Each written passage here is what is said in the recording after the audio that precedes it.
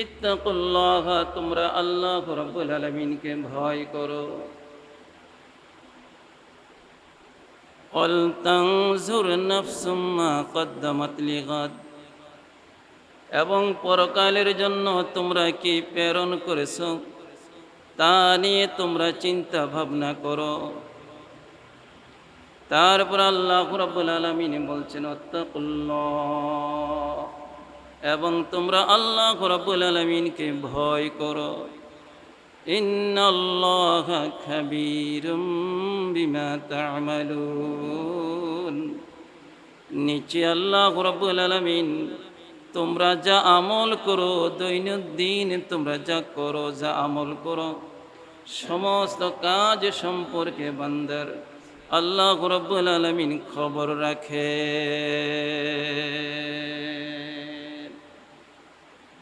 আমরা যা করতেছি দৈনন্দিন, সকাল থেকে সন্ধ্যা পর্যন্ত, সন্ধ্যা থেকে সকাল পর্যন্ত,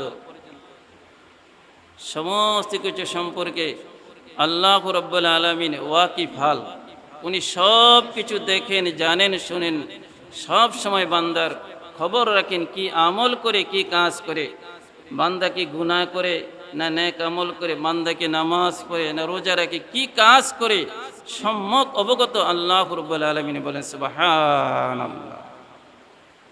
দুনিয়ার সকল মানুষকে ফাঁকি দিয়ে আমি আর আপনি মুসলমান মুমিন ব্যক্তিরা কি করি? পাপ করি। দুনিয়ার কেউ দেখে না, দেখে কে? পাপ করলে দেখে কে? আল্লাহ রাব্বুল আলামিন আমাদের এই পাপ দেখে। নেক করলেও আল্লাহ দেখে, আর পাপ করলে কে দেখে? আল্লাহ রাব্বুল আলামিন দেখেন। এই জন্য আপনি আমি যখন পাপ করি, একটা গুনাহ করি, হাদিস শরীফ আসছে ইন্নাল মুমিনা ইজা আজনাবা কানাত নুকতাতুন সাওদাউন ফি কলবিহি, একজন বান্দা যখন কোনো একটা গুনাহ করে, পাপ কাজ করে, তখন তার কলবের ভিতরে একটা দাগ পড়ে যায়, একটা কালো দাগ পড়ে। সাওদাউন ফি কলবিহি, বান্দা যখন একটা গুনাহ করে তখন তার কলবের ভিতরে একটা কালো দাগ পড়ে যায়।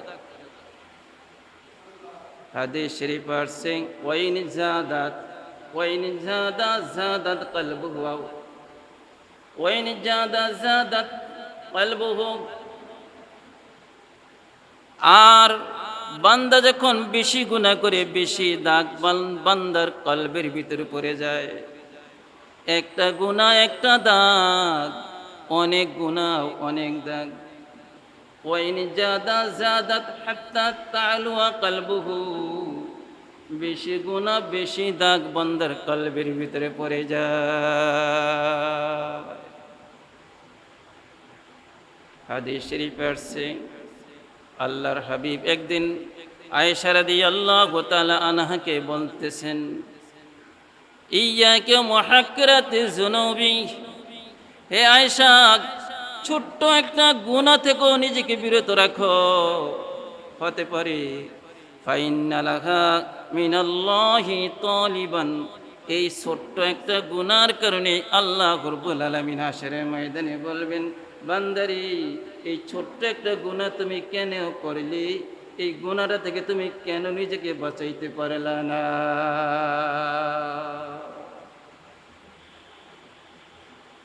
হাশরের ময়দানে বান্দাকে তার আমল নামাগুলো পড়তে দেওয়া হবে, ভালো করছে না মন্দ করছে। বান্দা নিজে পড়বে, পড়ার পরে বলবে মালি হাযাল কিতাবু লা ইউগাদিরু সগীরাতান ওয়ালা কাবীরাতান ইল্লা আহসাহা, আল্লাহ আমাকে আমল নামা হাতের ভিতরে দিয়েছো, আল্লাহ গো বড় বড় গুনাহগুলো লেখছো, আবার দেখি ছোট ছোট গুনাহগুলো লেখছো। বড় বড় গুনাহ তো লেখছি, ছোট ছোট গুনাহগুলো এগুলো লেখছো। আল্লাহ লা ইউগাদিরু, আল্লাহ কোনো গুনাহই তো তুমি বাদ দাও নাই, ছোট গুনাহও লেখছো, বড় গুনাহও লেখছো। আমার আল্লাহ রাব্বুল আলামিন বলেন বান্দারি ফামান ইয়ামাল মিসকালা যাররাতিন খাইরান ইয়ারা ومن يعمل مثقال ذرة شرا يره। বান্দা দুনিয়াতে বলে দিয়েছি, সূরা জিলজালের ভিতরে আমি আয়াত নাজিল করেছি, বান্দা ছোট্ট গুনাহ করলো তুমি তা দেখতে পাবে হাশরের ময়দানে, বড় গুনাহ করলো হাশরের ময়দানে দেখতে পারবে। যাররা পরিমাণ নেক আমল তোমাকে দেখানো হবে, যাররা পরিমাণ গুনাহ তোমাকে দেখানো হবে। বান্দা তুমি কেন যাররা পরিমাণ গুনাহ থেকে নিজেকে বাঁচাইতে পারলা না রে বান্দা? এই কৈফিয়ত দিয়া তারপরে তুমি জান্নাতে যেতে পারবে। এই জন্য আমরা যারা কলমা পড়ছি, মুসলমান হয়েছে, আমাদের সবসময় চিন্তা করতে হবে একটা গুনাহ যাতে আমাদের পক্ষ থেকে না হয়।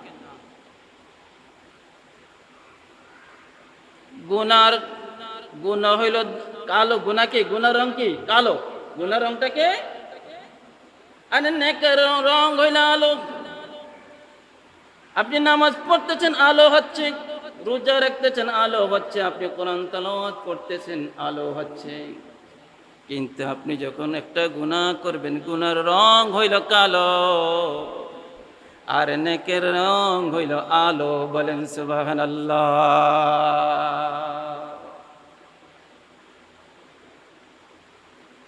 নবীজির একজন সাহাবী হযরত আব্দুল্লাহ ইবনে ওমর রাদিয়াল্লাহু তাআলা আনহু থেকে হাদিস,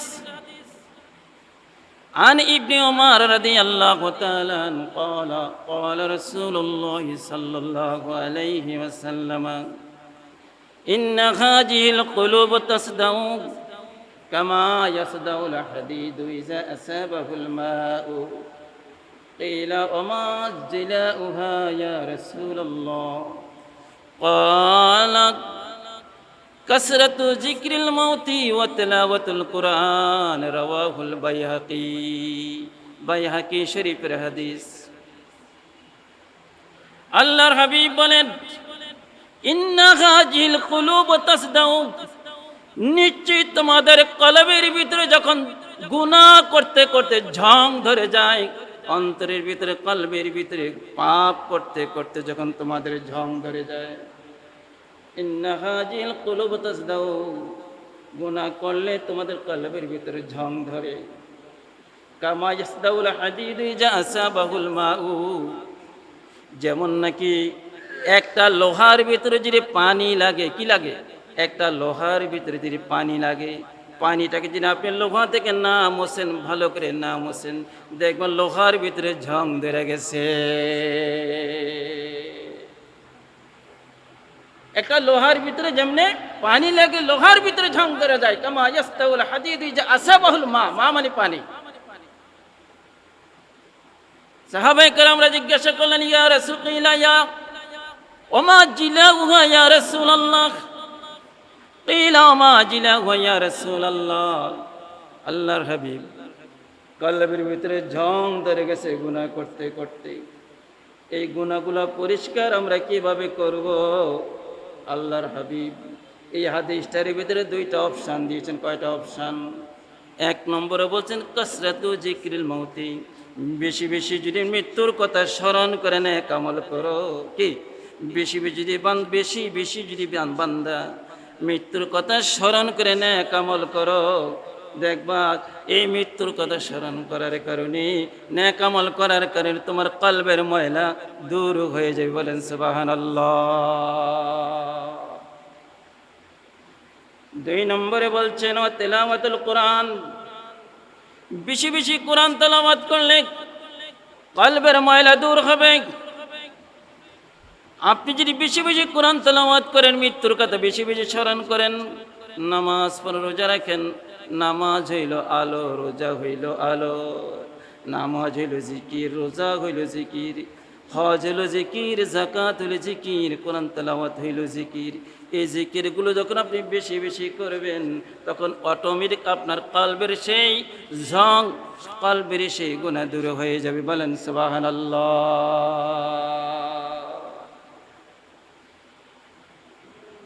অন্য একটা হাদিসে আসছে আল্লাহর হাবিব বলছেন লিকুল্লি শাইইন সিকালাতুন ওয়া সিকালাতুল কুলুবি যিকরুল্লাহি।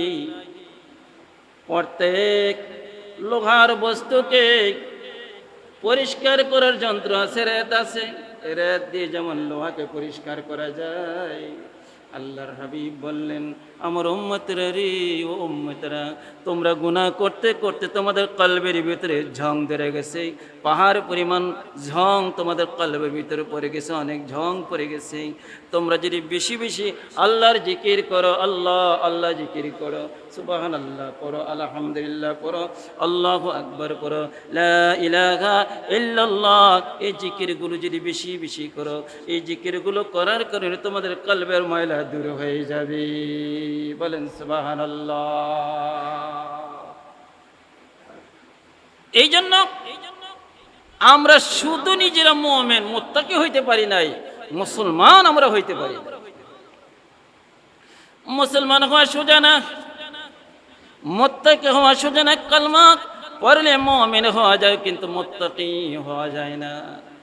কালমা পড়লে মুমিন হওয়া যায়, আপনি ঈমান আনছেন, কিন্তু আপনি মুসলমান হইতে পারেন নাই। সমাজে হিসাব করে দেখবেন, চোখটা বন্ধ করে কয়টা মুসলমান আছে ধনার পর সমাজে, কয়টা মুসলমানের সমাজে আছে। এই ধনার পর সমাজে কয়টা মুসলমান আছে, কয়টা মুত্তাকি আছে। আপনি চক্ষু বন্ধ করে হিসাব করেন, প্রত্যেকটা বাড়ির প্রত্যেকটা লোক সম্পর্কে আপনার কলবের ভিতরে ইনশাআল্লাহ দেখবেন আপনার উদয় হয়ে গেছে যে আসলে সমাজে কয়টা মুসলমান আছে। মুসলমান কাকে বলে? ইবনে মাজাহ শরীফের হাদিসে আসছে, আল্লাহর হাবিব আজ থেকে ১৫০০ বছর আগে ঘোষণা করে দিয়েছেন, লা তাবলুগুল আবদু আইয়াকুনা মিনাল মুত্তাকিন হাত্তা ইয়াদা লা বাসা ফিহি হাজারা, লা বাসা বিহি হাজারা, রাওয়াহু ইবনে মাজাহ। আল্লাহর হাবিব বলছেন, আমার উম্মতরা শুনো, তুমি ততক্ষণ পর্যন্ত মুত্তাকি হতে পারবে না যতক্ষণ পর্যন্ত তোমার দ্বারা পাপের কাজ বন্ধ না হয়। আপনি নামাজও পড়তেছেন, পাপের কাজও করতেছেন, আপনি মুত্তাকি হইতে পারেন নাই। আপনি রোজা রাখতেছেন, আবার গুনার কাজও করছেন, আপনি মুত্তাকি হইতে পারেন নাই। আপনি কোরআন তেলাওয়াত করতেছেন, আপনি আবার পাপের কাজও করতেছেন, আপনি মুত্তাকি হইতে পারেন নাই। মুত্তাকি হওয়ার শর্ত হইল আপনাকে পাপের কাজ ছাড়তে হবে। হাত্তা ইয়াদা আলা বাসা বিহি হাজারা, ইবনে মাজাহ শরীফের হাদিস। আপনার মুত্তাকি হইতে হলে আপনাকে পাপের কাজ ছাড়তে হবে। আপনি মুমিন হয়েছেন, ইমানদার হয়েছেন, মুত্তাকি হইতে পারেন নাই, কারণ আমরা আপনার এই কলবের ভিতরে আল্লাহর ভয় নাই, কবরের ভয় নাই, মৃত্যুর ভয় নাই। পাপ কাজ আপনি করতেছেন, আবার নামাজও পড়তেছেন, কিন্তু আপনি মুত্তাকি হইতে পারেন নাই। মুসলিম শরীফের একটা হাদিস, আন আবি হুরায়রা রাদিয়াল্লাহু আবি হুযায়ফা আন আবি সাঈদ আল-খুদরি রাদিয়াল্লাহু তাআলা আন্না রাসূলুল্লাহ সাল্লাল্লাহু আলাইহি ওয়াসাল্লাম قال ইন্না দুনিয়া হুলওয়াতুন খাদিরাতুন ওয়া ইন্নাল্লাহা মুস্তাখলিফাকুম ফিহা। আবু সাঈদ খুদরি রাদিয়াল্লাহু তাআলা হতে হাদিস বর্ণিত, নিশ্চয় আল্লাহর নবী ইরশাদ করেছেন, ও আমার উম্মতরা শুনো, ইন্না দুনিয়া হুলওয়াতুন খাদিরাতুন, নিশ্চয় দুনিয়াটা হলো মিষ্টি। দুনিয়াটা কি? দুনিয়াটা মিষ্টি। হুলওয়াতুন মিষ্টি, ও খাদিরাতুন মানে আকর্ষণীয়। দুনিয়া মিষ্টি এবং আকর্ষণীয়, এই দুনিয়ার মিষ্টি এবং আকর্ষণীয়। এই দুনিয়ার ধান্দায় পড়ে তোমরা পরকালকে ভুলে যেও না। ওয়া ইন্নাল্লাহা মুস্তাখলিফাকুম ফিহা, নিশ্চয় আল্লাহ রাব্বুল আলামিন দুনিয়াতে তোমাদের খলিফা হিসাবে, প্রতিনিধি হিসাবে, তার বান্দা হিসাবে তিনি তোমাদেরকে তৈরি করেছেন। ফানজুরু কাইফা তা'মালুনা, আল্লাহ রাব্বুল আলামিন বলেন, ও দুনিয়ার মানুষ, প্রতিনিয়ত আমি তোমাদের প্রতি দৃষ্টি রাখি। কাইফা তা'মালুনা, তোমরা দুনিয়াতে কেমন আমল করতেছো, কেমন কাজ করতেছো, তোমরা দুনিয়াতে আমি দৃষ্টি রাখি। আল্লাহর হাবিব বলেন, আমার উম্মতরা শোনো, যা কাজ করতেছো তোমাদের সকল কাজ সম্পর্কে আল্লাহ দৃষ্টি রাখেন। আল্লাহর দৃষ্টি তো বুঝেনি, আল্লাহর দৃষ্টি রাখেন।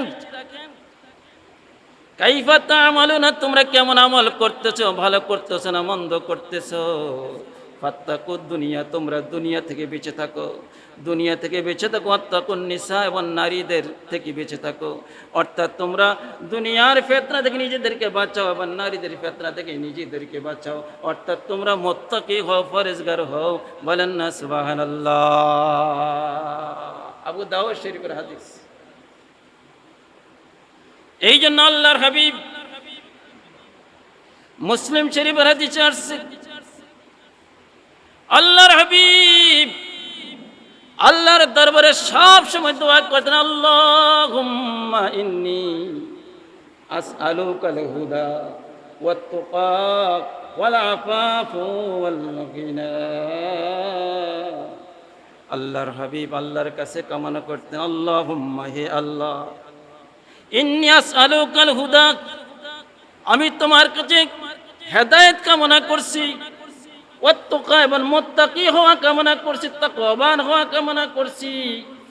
ওয়াল আফাফা, আল্লাহ আমাকে পবিত্রতা রাখো, আল্লাহ পবিত্র রাখো। ওয়াল গিনা, আল্লাহ আমাকে অমুখাপেক্ষী রাখো। আল্লাহ, এই চারটা দোয়া নবীজি বলতেন। এক নম্বরে দোয়া করতেন, আল্লাহ আমাকে হেদায়েতের উপর অবিচল রাখো, আমাকে তাকওয়াবান বানায়ো। ওয়াল আফাফা, আমাকে পবিত্র বানাইও, আল্লাহ অপবিত্র রাখো না, সবসময় যেন পবিত্র অবস্থায় থাকতে পারি। ওয়াল গিনা, এবং আমাকে অমুখাপেক্ষিক বানাইও, কারো যেন মুখাপেক্ষী হতে না হয়। এই চারটা কথা সবসময় আল্লাহর দরবারে বলতেন। বলেন সুবহানাল্লাহ। এই জন্য মুত্তাকি হইতে হবে।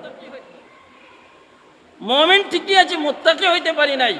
যদি মুত্তাকি হইতাম তাহলে ছোট্ট ছোট্ট গুনাহ, যত প্রকারের গুনাহ আছে সব ছেড়ে দিয়ে আমরা নামাজের জন্য পাগল হইতাম, আমরা রোজার জন্য পাগল হইতাম, আল্লাহর জন্য আমরা পাগল হয়ে যেতাম। বলেন সুবহানাল্লাহ। সম্মানিত সুধী, মুত্তাকি ছিলেন আমাদের আম্মা জান খাদিজা রাদিয়াল্লাহু তাআলা আনহা। মুত্তাকি ছিলেন, পরহেজগার ছিলেন। উনি কবরকে বেশি ভয় করতেন। কাকে ভয় করতেন? সব সময় কবরের কথা চিন্তা করতেন। হায় রে, হায় রে, আমি কবরে গেলে কেমনে একা থাকবো। উনি মাঝে মাঝে ফুফে ফুফে কাঁদতেন, নিজে একাকী কবরের চিন্তায় কাঁদতেন। যদি কবরে না যাবে, ধরা পড়ে যায়, আমার উপায়টা কি হবে, কাঁদতেন। একদিন আল্লাহর হাবিব এসে দেখেন আম্মা জান খাদিজা রাদিয়াল্লাহু তাআলা আনহা, উনি বসে বসে কাঁদতেছেন, অঝর নয়নে কাঁদেন, ফুফায়ে ফুফিয়া কাঁদেন। আল্লাহর হাবিব জিজ্ঞাসা করলেন, খাদিজা গো, ও খাদিজা, আপনি কেন বসে বসে কাঁদতেছেন? ইয়া রাসূলুল্লাহ, ইয়া হাবিবাল্লাহ, কেন কাঁদি, কেন কাঁদতেছি হুজুর? আমার মনে পড়ে গেছে কবরের কথা রে। কেমনি কবর দেশে একাকী থাকবো? আল কবরু ওয়াহদাতুন, কবর হইলে একাকী থাকার ঘর। আল কবরু তুরাবুন বাইতুত তুরাব, কবর হইল মাটির ঘর। আল কবরু বাইতুদ দুদ, কবরটা হইল পোকামাকড়ের ঘর। আল কবর বাইতুল গুরবা, কবরটা হইল অন্ধকার ঘর।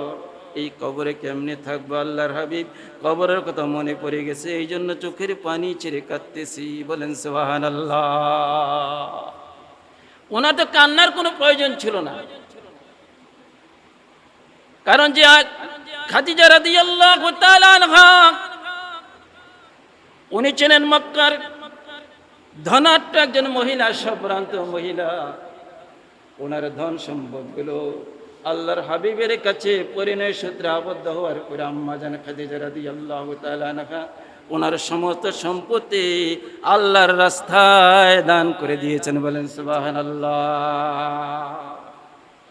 শুধু তাই নয়, যে খাদিজা রাদিয়াল্লাহু তাআলা আনহাকে আমার আল্লাহ রাব্বুল আলামিন আরশে আজিম থেকে সালাম জানাইছে জিবরিলের মাধ্যমে। কার মাধ্যমে? পৃথিবীতে একজন মহিলাই ছিল আম্মা জান খাদিজা রাদিয়াল্লাহু তাআলা আনহা, যাকে আল্লাহ রাব্বুল আলামিন আরশে আজিম থেকে সালাম জানিয়েছেন। বলেন সুবহানাল্লাহ। শুধু সালাম জানান নাই, এমন খাদিজা রাদিয়াল্লাহু তাআলা আনহা জান্নাতের ভিতরে যে বালাখানার ভিতরে থাকবেন, যে ঘরটার ভিতরে থাকবেন, এই ঘরটা থাকার সেই থাকার ঘরটার পর্যন্ত সুসংবাদ দিয়েছেন। বলেন সুবহানাল্লাহ। হাদিস শরীফে আসছে عن أبي هريرة رضي الله تعالى قال أتى جبريل النبي صلى الله عليه وسلم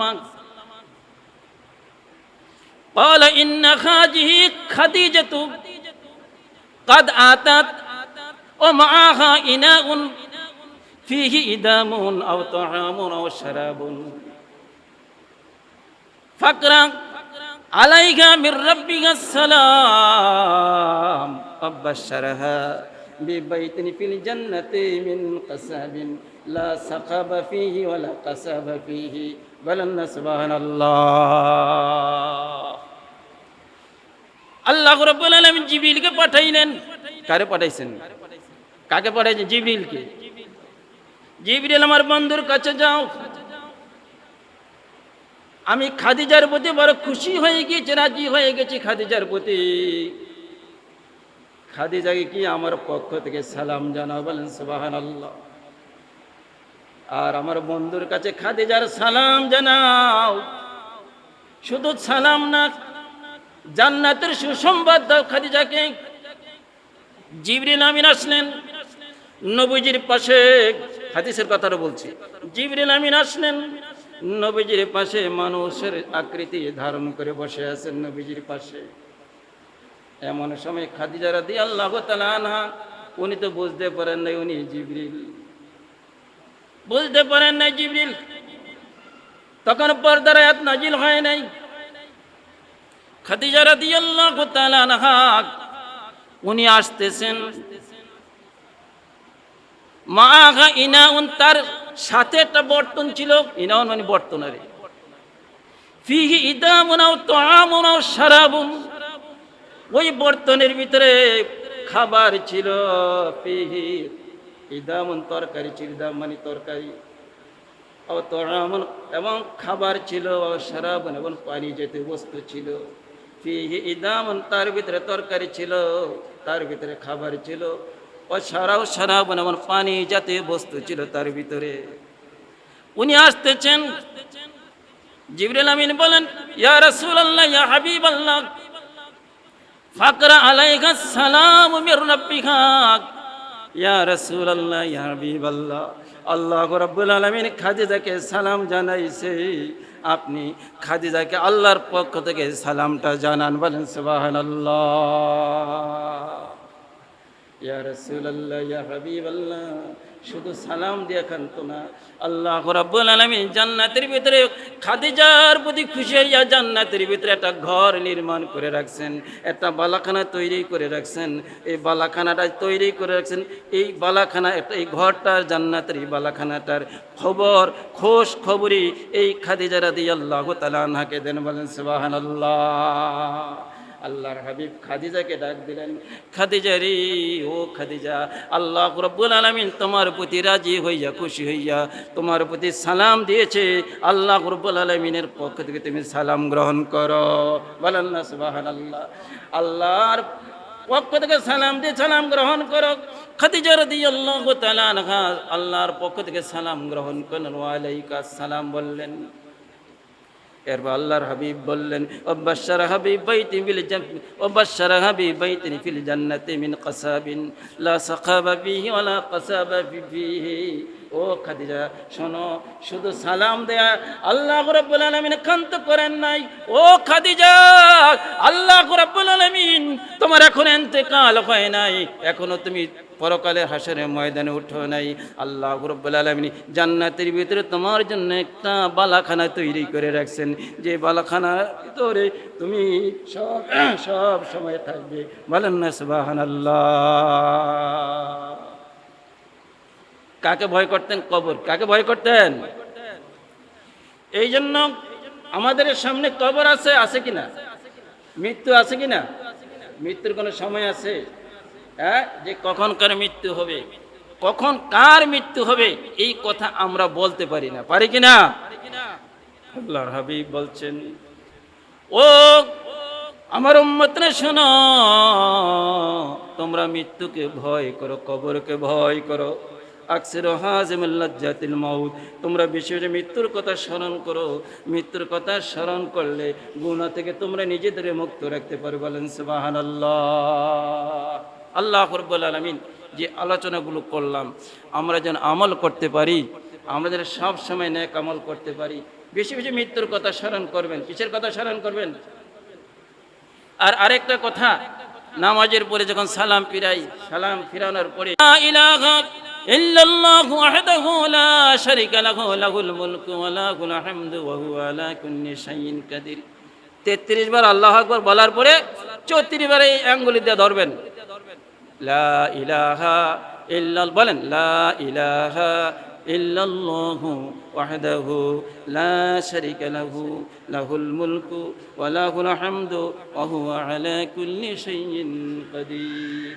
আল্লাহর হাবিব বলছেন, যদি তুমি 34 বার এই দোয়াটা পড়ো, 33 বার আল্লাহু আকবার বলার পরে 34, এই 34 বার, 34 এই একবার, 34 একবার এই দোয়াটা, তাইলে তোমার জীবনে যদি পাহাড় পরিমাণ পাপ হয়ে থাকে, সমুদ্রের ফেনা পরিমাণ যদি তোমার আমলনামায় পাপ হয়ে থাকে, আল্লাহু আকবার বলার 33 বার পরে 34 বার যদি এই দোয়াটা পড়ো, আল্লাহ রাব্বুল আলামিন এই দোয়া পড়ার কারণে তোমার সমুদ্রের ফেনা পরিমাণ যদি পাপ হয়ে থাকে, এই পাপগুলো আল্লাহ রাব্বুল আলামিন মাফ করে দিবে। একটু খেয়াল করে সকলে পড়বেন। আমা আলাইনা ইল্লাল বালাগ। আসসালামু আলাইকুম।